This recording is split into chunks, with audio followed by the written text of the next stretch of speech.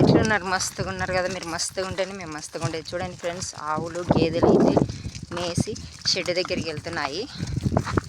చూడండి, మా గోమాత అయితే పుష్టికరంగా మేసింది. పచ్చగడ్డి అయితే మస్తుగా ఉంది ఫ్రెండ్స్. మేయడం అయితే మస్తుగా మేసాయి.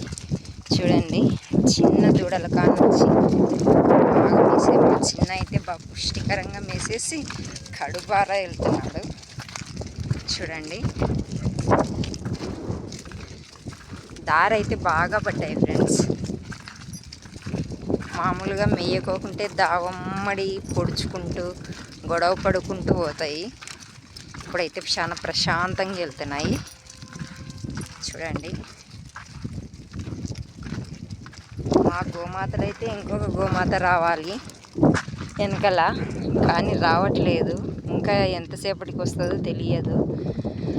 ఒక గేదె ఒక ఆవు తప్పించుకుంది, మిగతాటన్నీ వచ్చేస్తున్నాయి. ఏవైతే వస్తాయి ఫ్రెండ్స్ వెనకల, ఒక అరగంట కల్లా ఇంటికి వస్తాయి. ఎనుములు కనిపించుకోకుంటే పరుగు ఎత్తుకుంటూ వస్తాయి. చూడండి, ఎండ అయితే మస్తుగా పెడుతుంది ఫ్రెండ్స్. టైం అయితే 2:30 ఆ టైం అయింది. ఈ టైంలో ఎండ బాగా వేస్తుంది.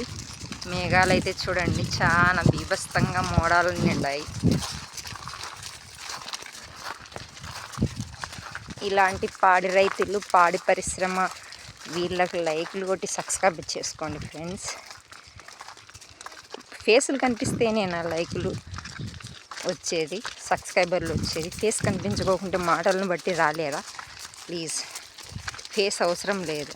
ఒక్క చిన్న మాట చాలు, పలుకు చాలు. ఇవే కదా కావాల్సినవి. చేతులలో ఏముంది? డ్యాన్సులు వేసి గంతులు వేయడంలో ఏముంది? ఈ స్వచ్ఛమైన మాటలలో, ఈ గోవులు, ఈ గేదెలు, ఈ పచ్చని వాతావరణం, ఇవి చూసేదానికన్నా ప్లీజ్ లైక్ కొట్టండి, షేర్ చేయండి, సబ్స్క్రైబ్ చేసుకోండి ప్లీజ్.